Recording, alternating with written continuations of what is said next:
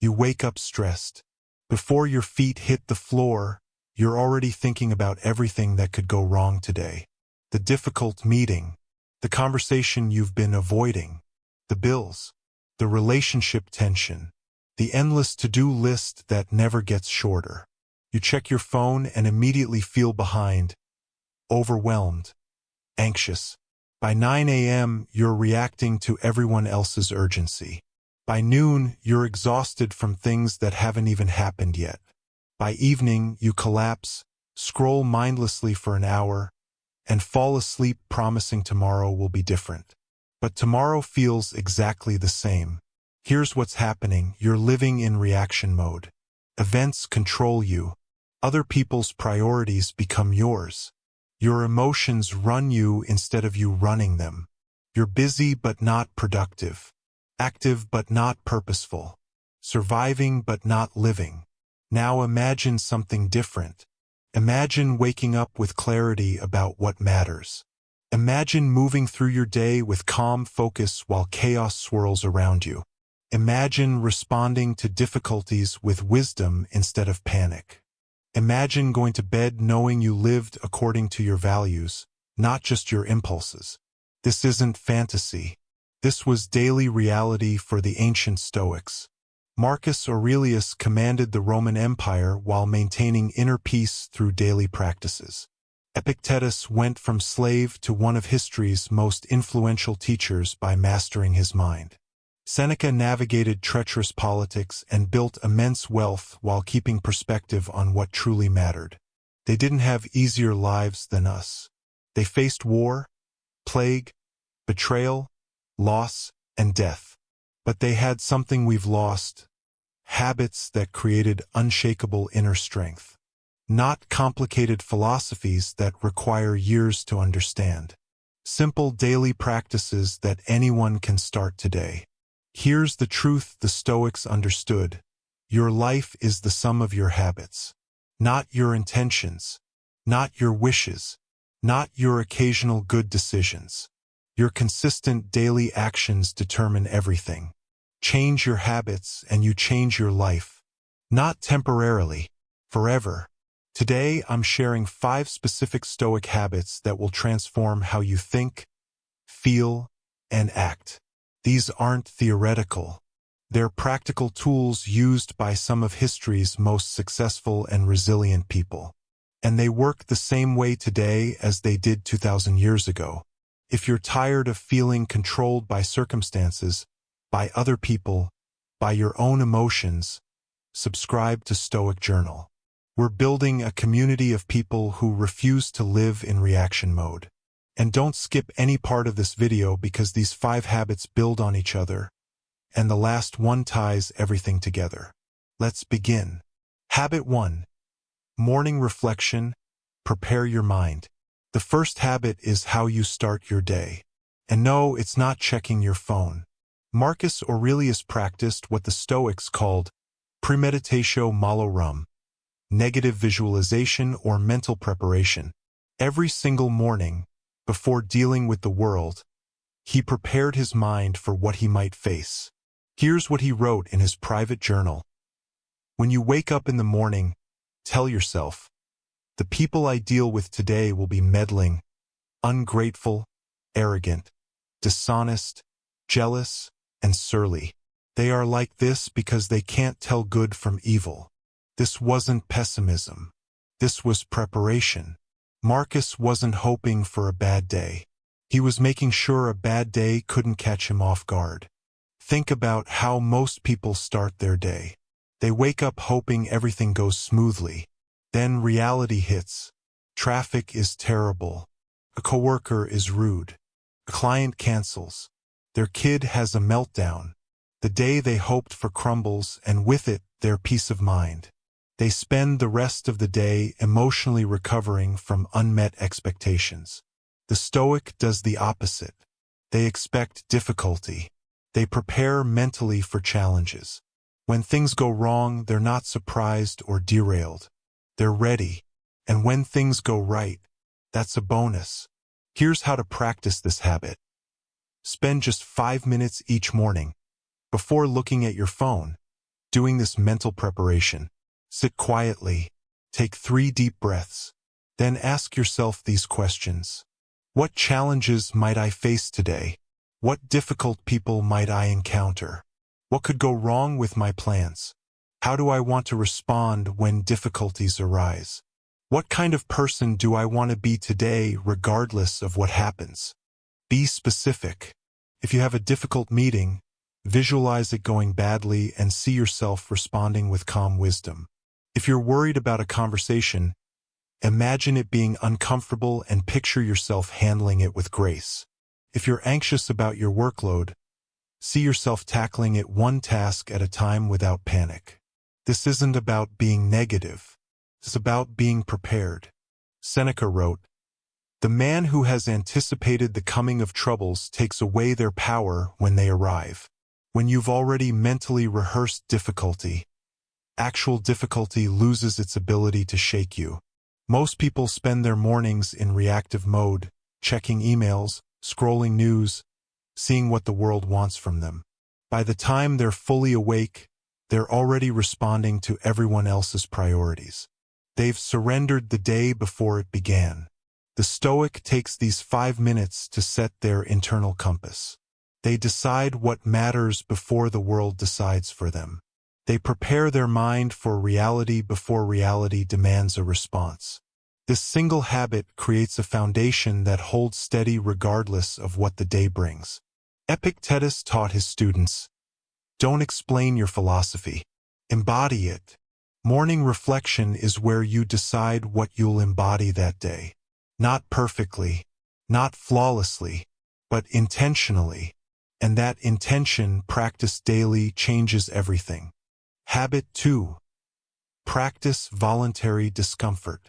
The second Stoic habit sounds strange to modern ears. Deliberately make yourself uncomfortable. The ancient Stoics regularly practiced voluntary discomfort. Seneca, one of the wealthiest men in Rome, would spend days living like he was poor, eating simple food, wearing rough clothing, sleeping on a hard bed. Marcus Aurelius, the emperor, would practice going without things he could easily have. Epictetus taught his students to seek out difficulties rather than avoid them. Why? Because comfort makes you fragile. When you avoid all discomfort, the slightest difficulty becomes unbearable. Your tolerance for challenge atrophies like an unused muscle. You become a prisoner of your preferences, anxious about anything that might disturb your comfort zone. Look around at modern life. We've engineered discomfort out of everything. Too hot? Adjust the thermostat. Hungry? Food delivered in 30 minutes. Bored? Infinite entertainment. Uncomfortable emotion? Scroll it away. We live in the most comfortable era in human history, yet people are more anxious, more fragile, more easily disturbed than ever. The Stoics understood something we've forgotten.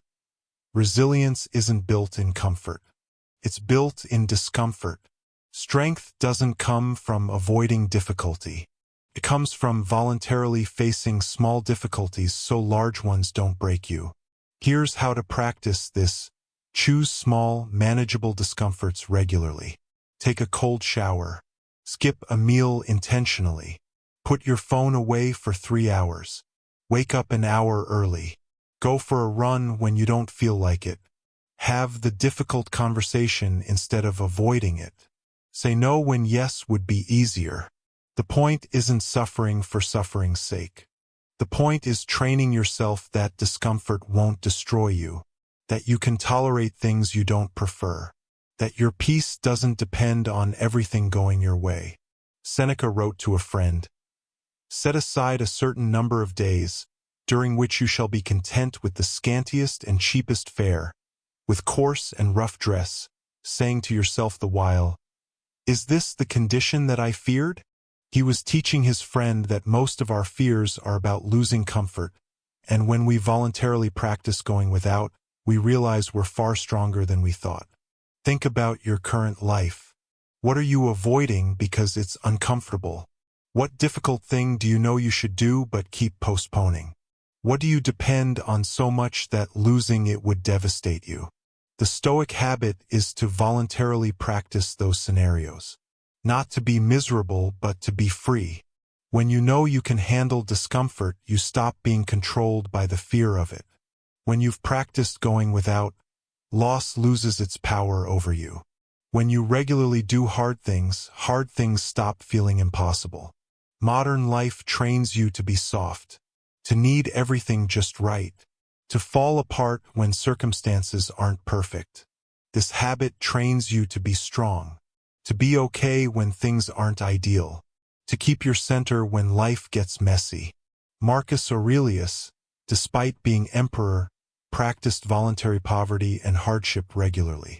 Not because he had to, but because he knew that depending on comfort and luxury made him vulnerable. The man who can be happy with little cannot be controlled by the fear of losing much. Start small. Pick one voluntary discomfort this week. Cold shower for 30 seconds. Skip one meal. Put your phone in a drawer during dinner. Do something uncomfortable on purpose. Then pay attention to what happens. You'll discover you're capable of far more than you think. And that discovery is the beginning of real freedom. Habit 3. The evening review. Learn from your day. The third Stoic habit happens at the end of each day. Honest self-reflection. Seneca wrote about this practice in detail. Every evening after the day was done, he would review his actions, his words, his thoughts. Not to beat himself up, but to learn. To become wiser tomorrow than he was today. He wrote, "When the light has been removed and my wife has fallen silent, I examine my entire day and go back over what I've done and said, hiding nothing from myself, passing nothing by. This wasn't casual thinking. This was deliberate, structured reflection." Here's what most people do. They end their day by scrolling their phone, watching TV, or collapsing into bed. They never process what happened. They don't extract lessons from their experiences. They repeat the same mistakes because they never examine them. They live years without growing because they never reflect. The Stoic does something radically different. They take 10 minutes before bed to review their day with honesty. Not judgment, not shame. Just clear observation of what happened and what they can learn from it. Here's the practice. Find a quiet spot before bed. Get out a journal or just sit quietly. Then ask yourself these 3 questions. First, what did I do well today? Acknowledge your wins. The moment you stayed calm when you wanted to react. The time you said no to protect your priorities. The difficult conversation you had instead of avoiding. Don't dismiss these. Recognize them. What you acknowledge, you reinforce. Second, what could I have done better? Be specific and honest. When did you react instead of respond? When did you say yes when you meant no? When did you let someone cross a boundary without consequence? When did you waste time on what doesn't matter? Not to feel guilty, but to see clearly. Third, what will I do differently tomorrow? Extract the lesson.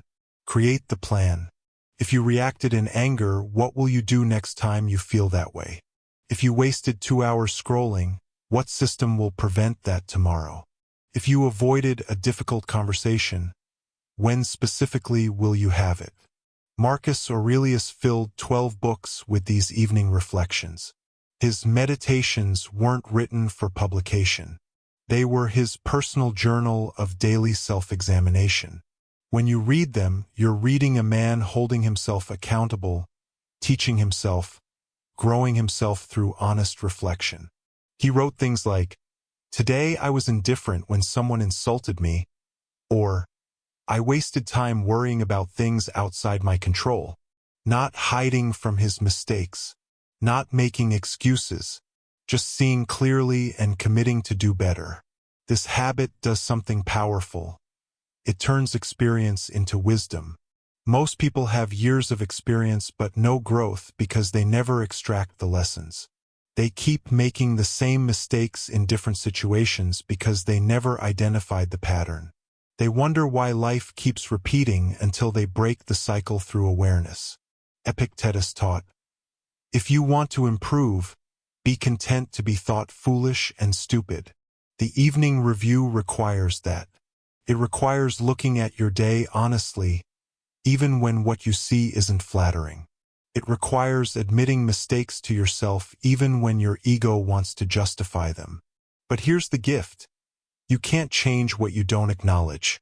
The patterns you don't see will keep running you. The mistakes you don't examine will keep repeating. But the moment you shine light on them through honest reflection, you create the possibility of change. Don't make this complicated. 10 minutes. 3 questions. Write it down or just think through it. But do it every night. The person who reflects daily for a year becomes unrecognizable from who they were.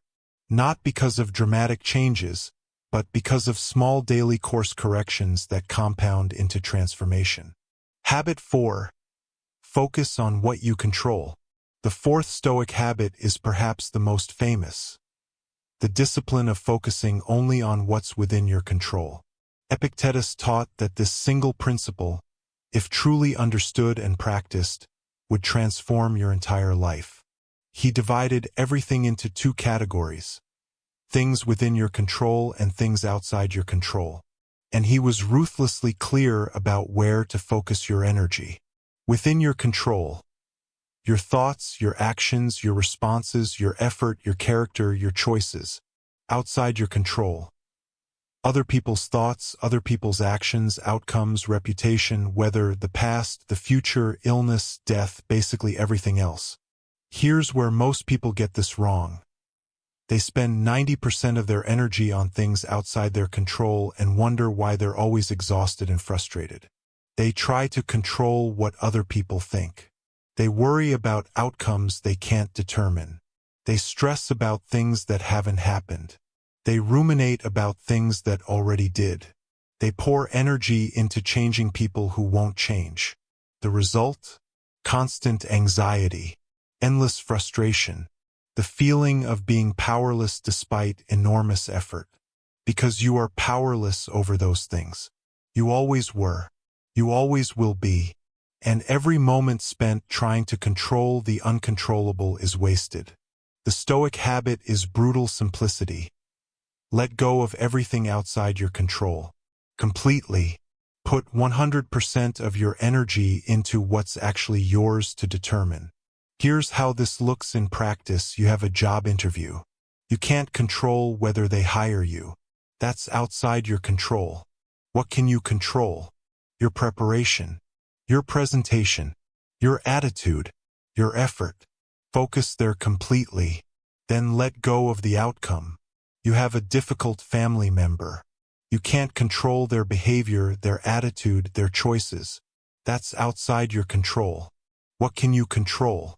Your response, your boundaries, whether you engage or disengage, how you protect your peace. Focus there. You're worried about your health. You can't control whether you get sick. That's partially outside your control. What can you control? Your diet, your exercise, your sleep, your medical care, your response if illness comes. Focus there. Marcus Aurelius practiced this daily.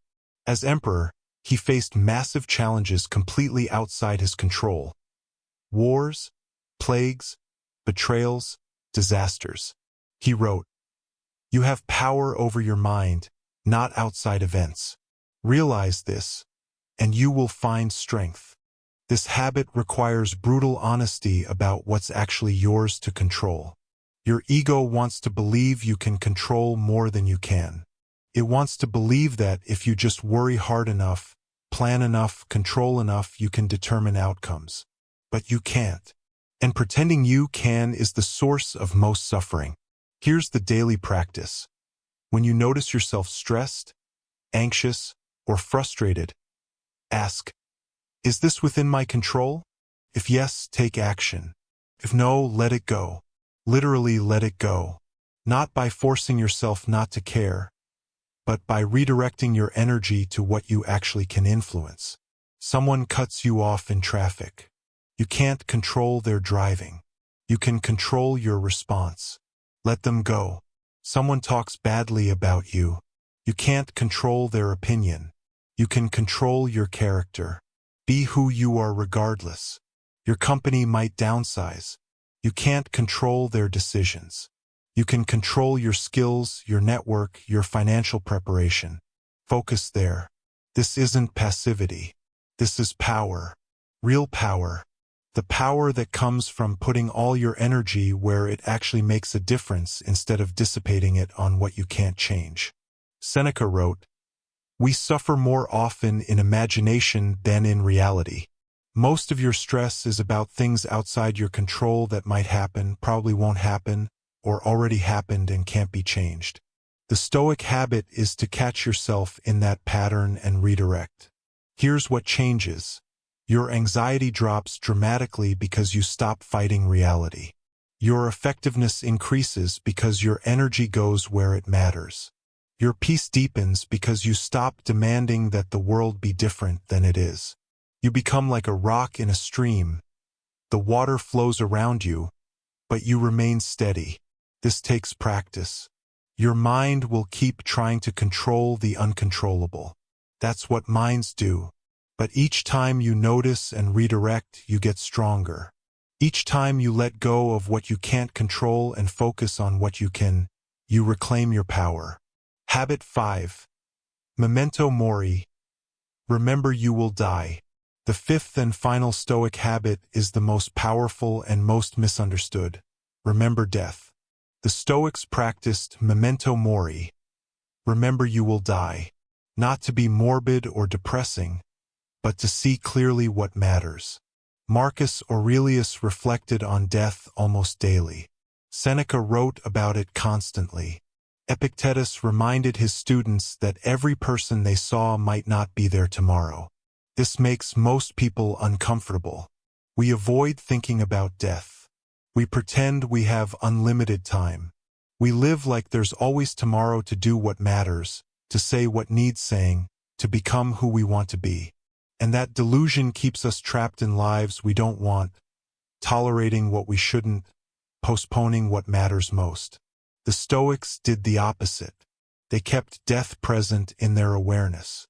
Not to be depressed, but to be awake. To remember that time is finite and therefore precious. That the people in their lives won't be here forever. That this day, this moment, this conversation might be the last. Marcus Aurelius wrote, "You could leave life right now. Let that determine what you do and say and think." He wasn't being dramatic. He was being realistic. Any of us could die today. That's not pessimism. That's truth. Here's what happens when you practice this. Your priorities clarify instantly. The petty stuff falls away. The resentment you're holding? Life's too short. The grudge you're nursing?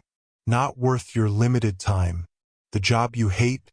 Why spend your one life being miserable?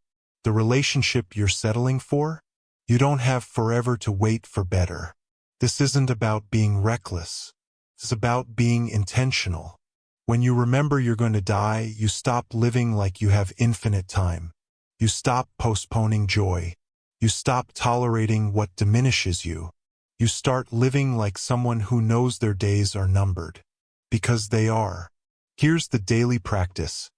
Each morning, as part of your reflection, remind yourself, I am going to die. Everyone I love is going to die. This might be my last day. Not to be morbid, to be honest, to wake up to reality. Then ask, if this were my last day, how would I want to live it? What would matter? What wouldn't? What would I say? What would I do? Who would I be? You don't have to quit your job or make dramatic changes. But you might stop wasting 3 hours scrolling. You might call someone you've been meaning to call. You might say, I love you, instead of assuming there will be time later. You might forgive instead of holding on to being right. You might take the trip instead of waiting for the perfect time. Seneca wrote to his friend, let us prepare our minds as if we'd come to the very end of life. Let us postpone nothing. Let us balance life's books each day. The one who puts the finishing touches on their life each day is never short of time. This habit transforms how you treat people. When you remember they won't be here forever, you're more patient, more kind, more present. When you remember this conversation might be the last, you're more careful with your words. When you remember this day with them is one of a finite number, you're more grateful for it. It transforms how you spend your time. When you remember you have maybe 30,000 days total if you're lucky, and many are already gone, you stop squandering them. You stop saying yes to things that don't matter. You start protecting your time like the precious, irreplaceable resource it is. The Stoics weren't depressed about death. They were liberated by acknowledging it. Because when you accept that life is temporary, you stop living like it's a dress rehearsal. You stop waiting for someday. You start living like someone who knows this is it. This is the one life you get. Marcus Aurelius died on a campaign at age 58. Seneca was forced to commit suicide. Epictetus lived into old age but spent his youth as a slave. None of them had guaranteed long lives. Yet they lived fully because they never forgot their time was limited. You have this moment, right now. That's all you ever have. The past is gone. The future isn't guaranteed. This moment is your life. The Stoic habit is to remember that truth daily, and let it guide how you choose to live. These 5 habits, morning preparation, voluntary discomfort, evening reflection, focusing on control, and remembering death, aren't complicated. But they're not easy either. They require consistency. They require honesty. They require courage to live differently than most people. But here's what they create: a life of purpose instead of reaction, calm instead of chaos, wisdom instead of regret, strength instead of fragility, presence instead of postponement. The Stoics proved these habits work in the most difficult circumstances imaginable. They worked in war zones. They worked in palaces filled with intrigue. They worked in slavery. They worked in plague. They worked in poverty and in wealth. They've worked for 2,000 years because they're based on human nature, not changing circumstances. You can start today. Pick one habit. Just one. Start tomorrow morning with 5 minutes of mental preparation. Or end tomorrow evening with 10 minutes of reflection. Or take a cold shower. Or ask yourself what's within your control. Or remind yourself you're going to die. Start small. Be consistent. Don't try to be perfect. Just try to be intentional. The person who practices these habits daily for a year becomes someone completely different. Not through dramatic transformation, but through small daily choices that compound into a life of wisdom, strength, and peace. Marcus Aurelius wrote, "Waste no more time arguing what a good man should be. Be one." These 5 habits are how you become one. Not by thinking about it, by doing it, daily, consistently, until the habits become who you are. Thank you for being part of Stoic Journal. If these habits resonate with you, subscribe to our channel for more practical Stoic wisdom. Check out the suggested videos on screen for deeper dives into each of these practices. Your life can change. Starting now, the Stoics showed the way. All you have to do is walk it. Stay strong, stay wise, and remember you're going to die. So make this life count.